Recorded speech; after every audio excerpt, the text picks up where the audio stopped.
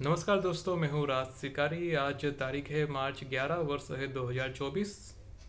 बात करनी है चुनाव को लेकर। 2024 लोकसभा का चुनाव आ रहा है और बहुत सारी पार्टियां अपने उम्मीदवारों को घोषित कर रही है कि इतने उम्मीदवार इतनी सीटों से खड़े हैं और यही सब मीडिया में चल रहा है पूरे दिन। इन सब में एक चीज़ जो देखी जाए वो ये कि इनके जो उम्मीदवार है, ये उम्मीदवार ज़्यादातर जो उम्मीदवार है वो रिपीट किए जा रहे हैं और कुछ जो नए उम्मीदवार है वो भाई भतीजावादी ज़्यादा है। ये उसका बेटा, ये उसकी बेटी, ये इसका भांजा, बस यही सब चल रहा है हमारे देश की राजनीति के अंदर।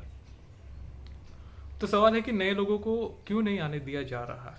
बहुत सारे नए कार्यकर्ता है, पुराने भी कार्यकर्ता है जो सालों से काम कर रहे हैं, मगर उसमें उनके लिए पार्टी के दरवाजे शायद बंद रहते हैं, मगर केवल काम करवाया जाता है सालों साल तक। और आखिर में वो जो कार्यकर्ता होता है वो सालों तक मेहनत करने के बाद एक समय पे अपना इस्तीफा पकड़ा के चला जाता है बाहर। वो कहता है कि मैंने इतने साल काम किया पार्टी के लिए मगर मुझे कुछ नहीं मिला, अब मैं जा रहा हूँ यहाँ से।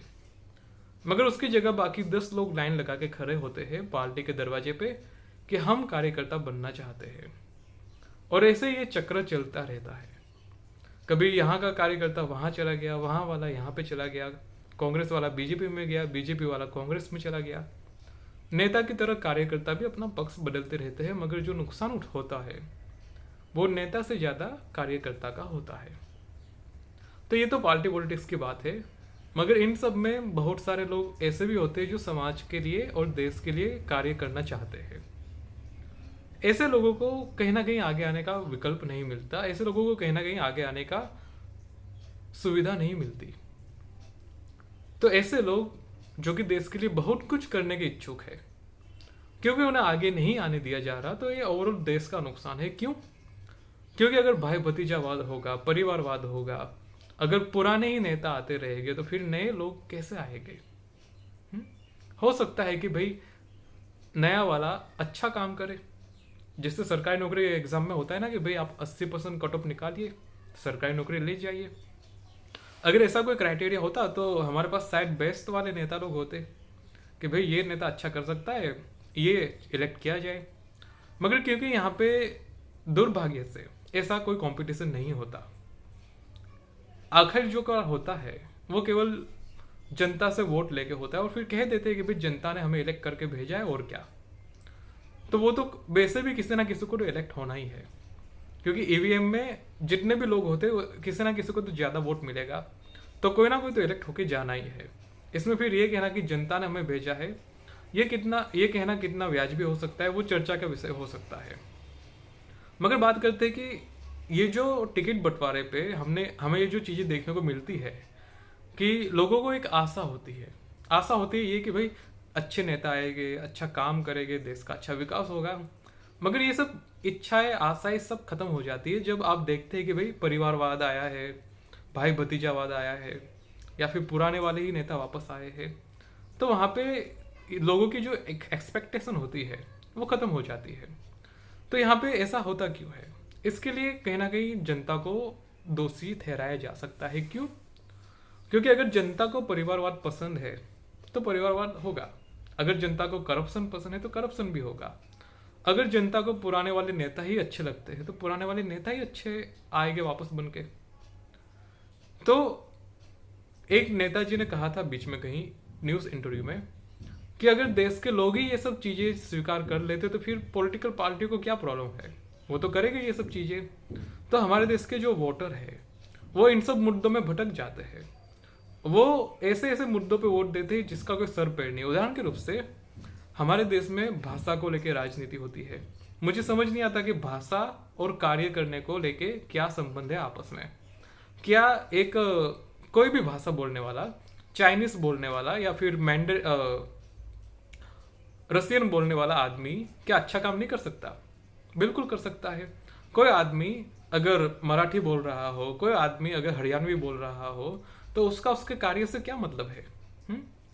मगर फिर भी हमारे देश में भाषा को लेकर राजनीति होती है और लोग भाषा को लेकर वोट भी देते हैं। ऐसा ही कुछ मामला है राज्यों को लेकर। कोई कहता है कि ये उस राज्य का है, ये फलाना राज्य का नेता है, हमें अपने राज्य वालों को वोट देना चाहिए। क्यों भाई? अगर मेरे लिए कोई भी आदमी कहीं से भी अच्छा काम करेगा, फिर चाहे वो भारत में कहीं से भी हो, फिर चाहे वो राजस्थान से हो, छत्तीसगढ़ से हो, हरियाणा से हो, मुझे तो काम से मतलब है ना। इससे थोड़ी मतलब है कि वो मेरे राज्य का है या नहीं है, उस राज्य का है कि नहीं है। वैसे भी अपने आप को किसी राज्य की सीमाओं में बांधना हमें नहीं चाहिए। हमें सबको एक कल्चर, एक देश बन के रहना चाहिए। मगर फिर भी हमारे देश में प्रांत को लेकर राजनीति होती है कि ये फलाना देश का ये फलाना राज्य का बेटा, हम इस राज्य के लोग, ये फलाना राज्य की बेटी। तो ये सब पॉलिटिक्स का कोई मतलब नहीं बनता, मगर फिर भी होती है हमारे देश में। ठीक उसी प्रकार कास्ट की पॉलिटिक्स भी होती है कि ये फलाना जाति का है, ये फलाने धर्म का है। इन सब चीज़ों का कार्य से कोई मतलब नहीं होता। हो सकता है कि किसी की जाति अलग हो, कोई ओबीसी जाति का हो, कोई एससी एसटी का हो, कोई जनरल कैटेगरी का हो, तो क्या वो अच्छा काम नहीं कर सकता क्या? तो हमें ये चीज़ें समझनी पड़ेगी कि भाई कार्य से किसी तरीके का कोई संबंध नहीं होता। किसी की भाषा क्या है, किसी का राज्य क्या है, किसी की जाति क्या है, इन सब चीज़ों से कोई मतलब नहीं बनता। मगर फिर भी हमारे देश में इन सब चीज़ों पे राजनीति होती है और लोग भी अच्छे खासे वोट देते हैं। पता नहीं लोगों को क्या मिलता है। तो जब हमारा समाज, हमारा देश इस तरीके से अगर राजनीति को प्रावधान देगा, तो फिर जो टिकट में बंटवारा होगा उसमें यही सब होगा। लोग भाषा के हिसाब से टिकट बांटेंगे, लोग जाति के हिसाब से टिकट बांटेंगे, लोग वंशवाद के हिसाब से टिकट बांटेंगे। क्यों? क्योंकि कुछ सीटों पे ऐसा होता है कि भाई दादाजी को वोट देते थे, फिर पिताजी को वोट दिया, फिर बेटे को वोट दिया, अब पोते को वोट दे रहे हैं, आगे जाके उसके भी बेटे बेटी को वोट देंगे। तो कुछ सीटों पे ऐसे परिवारवाद चलता आ रहा है, पता नहीं क्यों। अब हो सकता है कि वो लोग अच्छा काम करते हो इसीलिए, मगर इसके लिए जो पॉलिटिकल पार्टियां होती है उनके हाथ भी बंध जाते हैं कि भाई यहाँ तो इतने लंबे समय से ये परिवार का दबदबा है, तो यहाँ पे इन्हें भी टिकट देना जरूरी है, क्योंकि नुकसान होगा अगर नहीं देंगे तो कहीं ना कहीं हमारा समाज इन सब चीज़ों को अप्रूवल देता है। हमारे समाज ने इन सब चीज़ों को सामान्य बना के रखा है, इसीलिए इन सब चीज़ों पे जब टिकट बंटवारा होता है तो आपको यही सब देखने को मिलता है और कुछ नहीं। और दूसरी बात एक ये भी होती है कि लोगों की तरफ से तो ये सब पॉलिटिक्स होती है, मगर पार्टी के अंदर से भी बहुत सारी पॉलिटिक्स होती है। पार्टी के अंदर से पॉलिटिक्स ये होती है कि पार्टी को पुराने लोगों पे ज़्यादा विश्वास होता है, पार्टी को नए लोगों पे विश्वास नहीं होगा। क्यों? क्योंकि नए लोग आजकल के आए हुए लोग होते हैं, उन पर अगर विश्वास किया गया तो ये नुकसान कारक भी हो सकता है। पार्टी के हो सकता है कि भाई छेद विछेद अलग हो जाए, झूठवाद अलग हो सकता है कि पार्टी टूट के अलग धरे में चली जाए।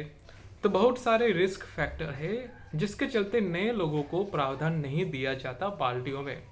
पार्टी में जो लोग पहले से अपनी पकड़ बना के बैठे हैं, वो लोग नहीं चाहते कि आजकल के लड़के लड़कियां आके हमारी पार्टी को रूल करें।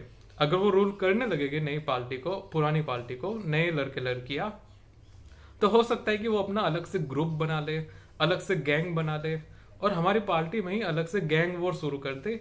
ये धारणा होती है नेताओं को, इसलिए नए लड़के लड़कियों को ज़्यादा प्रावधान नहीं दिया जाता। ज़्यादा प्रावधान उन्हें दिया जाता है जो पुराने समय से हो या फिर भाई भतीजा वाले हो, उन्हीं लोगों को दिया जाता है। क्यों? क्योंकि उनसे उन्हें विश्वास हो जाता है कि ये तो अपने ही लोग हैं, इतने सालों से हमारी पार्टी में है, इनका तो पूरा परिवार हमें जानता है, तो ये लोग पार्टी के लिए नुकसान कारक कोई कार्य नहीं करेंगे। हालांकि इसके कोई गारंटी तो नहीं होती, मगर ये बायस मेंटेलिटी होती है। दूसरी चीज़ ये कि पार्टी को लगता है कि इन नेताओं का और इनके परिवार का इस एरिया में अच्छा पकड़ है, लोग इन्हें जानते हैं, इसीलिए उन पे वो दाव ज़्यादा लगाते हैं, जबकि नए वाले पे दाव नहीं लगाएंगे। क्यों? क्योंकि नए वाले को कितने लोग जानते हैं, एक आम आदमी को कितने लोग जानते हैं, क्या उसके लिए कोई वोट देगा? नहीं देगा।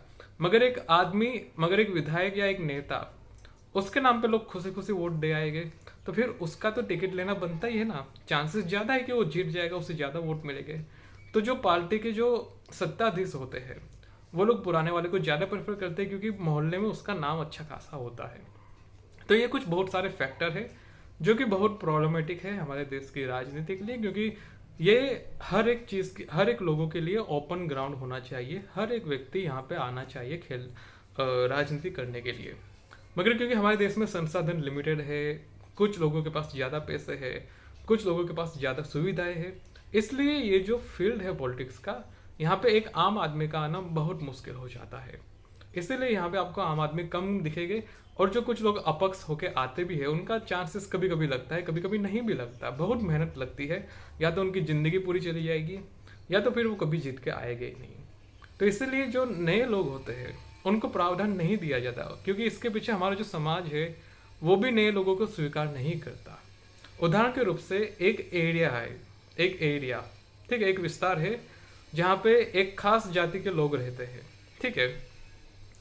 अगर वहाँ पे एक सामान्य व्यक्ति को खड़ा कर दिया जाएगा तो हर कोई उसे वोट देगा, ठीक है। एक विस्तार में अगर एक जाति विशेष के व्यक्ति को खड़ा कर दिया जाएगा तो हर कोई उसे वोट देगा, मगर वहीं अगर किसी दूसरी जाति के व्यक्ति को वोट वहाँ पे खड़ा किया जाए तो वहाँ पे उसका हो सकता है विरोध शुरू हो जाए कि इस जाति वाले को हम वोट नहीं देंगे।